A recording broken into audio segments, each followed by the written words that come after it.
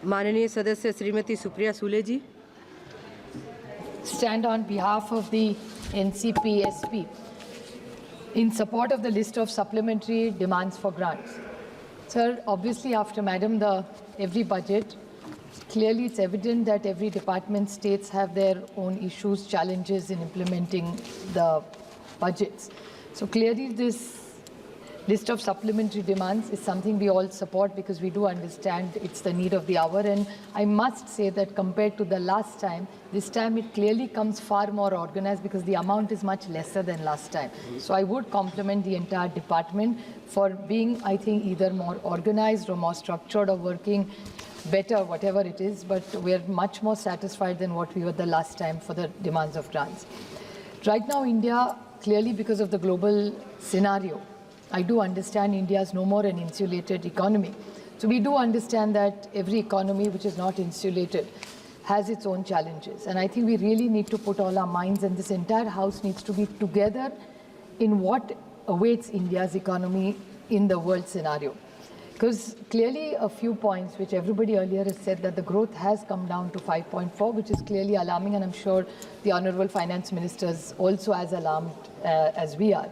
But clearly a decrease in consumption growth, persistent inflation, necessity of sticking to a monetary policy, the alarming lower private investments and sluggish FDIs clearly are worrying all of us. The job, I just would like to have pointed questions to the Honorable Finance Minister, because as we are elected representatives, there are a few questions, if you could kindly in a reply reassure the nation as what steps is this government taking for job creation given the scenario and the economy where it's going? How are you going to increase the consumption or the purchasing power right now, considering the growth has slowed down? The food and retail inflation, how are you going to reduce it? What steps are you going to take? How are you going to increase? India was always a savings economy. With the changing scenario, the global scenario, people are clearly, it's becoming a more spending economy. There was a time where interest rates used to be at 11 and 13%, used to be double digit. Now it's come down to 6 and 7. So people are not saving as much as they do, which is going to hurt our economy in the long run eventually. And the increase in income, given this scenario and slowing down, how are incomes going to increase for the earlier questions? And how are you going, what steps, specific steps is this government going to take to increase domestic investments? Earlier when she brought in the bill for banking, which we all supported, I even brought out an issue of the NBFCs. I would like to ask, just out of concern, that NBFCs are encouraging, they are growing. But there are a lot of deposits which people put. Is there a regulator that she has in mind for all these NBFCs? Because these are people, these NBFCs reach the last person. So it has to be regulated. So what are the checks and balances or mechanism that this government has in mind so that they all feel very safe and secure like normal banks do? So that's my first question. The other question I'd like to ask the Honorable Finance Minister is, we have a huge unorganized sector in this country. So even in today's reply, in the morning, there was a reply given by the government that they are trying to consolidate the entire unorganized sector and bring them under some protection scheme, that all the schemes that are done by the government of India are supported. It's called some 21-point program that this government has started. So if there is a huge unorganized sector even today in India, how are you going to consolidate, and is there a timeline for it? Because today you have said you've got about 30 crore people under that scheme, which is not clearly covering all the unorganized sector. So what steps are you doing? And there has to be a timeline. I am not taking away from the intention of the government that you really want to take everybody, which is including the gig workers, the domestic help, all these are even today unorganized. So do you have a plan to bring every Indian who fits in the unorganized sector to come into an organized sector which will eventually help our economy? The fiscal deficit, which a lot of people have spoken about me, but I would like to ask her about, is that you keep talking about a $5 trillion economy, which a size of our economy will reach $1 trillion quite easily. I don't think whether they were in power or we would reach $5 trillion economy just because of the size of our country. But if you have to look at the fiscal deficit, one way of is to print more notes. If you print more notes, clearly the inflation will go up. Tax is increasing, you're saying more people are coming in the tax. But what specific steps are you taking? Because whatever numbers are showing that the foreign borrowing has substantially gone up in this country. So how is this government going to manage this fiscal deficit the way the global scenario and India's economy slow down? How are you going to push growth? And the current account deficit, this is another very important question, because exports have gone down and imports have gone up. So if one side you have exports going down, imports are increasing. So how is this current account deficit going to be managed given the global scenario? I'm not blaming you for imports going down. I do understand, no, I'm not an economist, but I do understand that much that given the global scenario, the exports have gone down. So what steps is the government going to say? Because I think the entire reply of the Honorable Finance Minister will give the confidence to this country which it lacks right now because of the war going on. What we hear, President Trump's administration is going on about tariffs. These things come into newspapers and it clearly affects the markets. I would like to highlight one very important point which has alarmed me personally. The Honorable yesterday in his reply, the Honorable Prime Minister talked about an 11-point program. I welcome that 11-point program. He made one very important point in it where he said that we want zero corruption in this country. I support him wholeheartedly if he really walks the talk. My question to him is, he in 2014 had mentioned that we will work with Switzerland and bring every penny of black money which is in Switzerland back to India.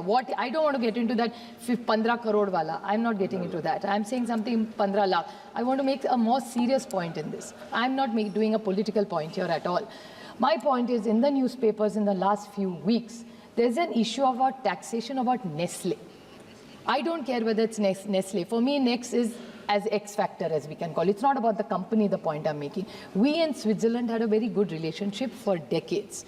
We have worked with them. You have talked about economic issues with them, bringing black money from there, all that. So you had committed to the nation that we will work closer with Switzerland and get all that information and bring that money back to this country. My question to this government is, they were a most favored nation for Switzerland with this entire run-in with the Nestle company. And after that, when Nestle was, in 2 minutes I'll mention, it's a very important issue and nobody else has raised it so far, and it's really important, I feel.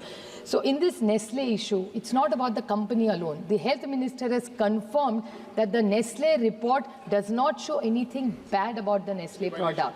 So they have given them a clean sheet in simple language. Now, if we are at loggerheads with Switzerland, they have, from the most favored nation, removed India from there. At one level, we are looking to be a global player, improving our relationships with all the countries. Then why are we not working on this double taxation issue? How are we going to get foreign investments more? How is India going to build a confidence? And Nestle is a global brand, whether we like it or not. I'm not praising a single brand. It's not about Nestle. It's about every foreign company which is looking to invest in India. And it's a win-win for both of us, for Nestle as well as us, because Nestle has a lot of companies, and most foreign companies also, when we are talking about FDIs, invest in India. They create jobs, they create wealth for Indians, and it helps the Indian economy. So what is the logic of this government, and could you kindly clarify the stand on this? Talking about agriculture, Sanjay Bhaiya is unfortunately not here, but he extensively talked about agriculture. I appreciate that they have started many schemes, but I would like to specifically ask this government that they have committed to a complete loan waiver, especially from the state I come from, be it soybean, be it cotton, be it milk. उनकी सरकार ने कहा था कि हम पूरा कर्जा माफ करेंगे महाराष्ट्र के हर किसान का. So will this government commit, because eventually that economy is not doing well in Maharashtra. So they have completely crossed all their loan things. So I would like to ask the Honorable Finance Minister that in the intervention that she has made, she has promised and committed that they are going to give a lot of money for agriculture, which I welcome. But will there be a complete loan waiver? And आज ही सुबह हमारे नासिक के जो सांसद है बगरे sir, उन्होंने जो which is a combination, वो एग्रीकल्चर मंत्रालय, कॉमर्स मंत्रालय और फाइनेंस मिनिस्टर तीनों को मिलकर इसका निर्णय लेना पड़ेगा कि महाराष्ट्र में प्याज सोयाबीन हो, दूध हो या कपास हो, बट सबसे अभी क्राइसिस चल रहा है प्याज का। सो द कॉमर्स मिनिस्ट्री ने 40% से 20% एक्सपोर्ट का टैक्स अभी लगाया है। उसके बाद पिछले हफ्ते 4,000 रुपये क्विंटल में जा रहा था, आज 1,500 रुपये में प्याज आया है। आज किसान महाराष्ट्र में रो रहा है, तो मेरी फाइनेंस मिनिस्ट्री से विनती है कि आप कॉमर्स मिनिस्ट्री और एग्रीकल्चर मिनिस्ट्री से बात करें, कंसोलिडेटेड। धन्यवाद माननीय क्योंकि हमेशा वो कहती है माननीय सदस्य श्री नरेश महासके जी। Stabilization fund. If you can intervene, then it will be of great help to us. Just two last points. You have even asked for money for census and surveys in this thing. My question, no, chalu hai. In this budget, now this government talks about delimitation as well as the महिला आरक्षण bill जो आपने लाया, तो राजी खुशी हम सब ने पास किया था। माननीय प्रधानमंत्री जी ने कल उसके बारे में भी बोला कि बहुत अच्छी तरह इम्प्लीमेंट होगा।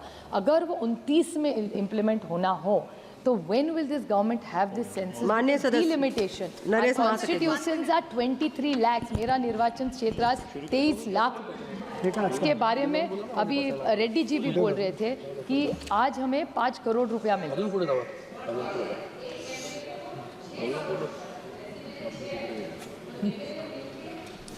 संसद बहुत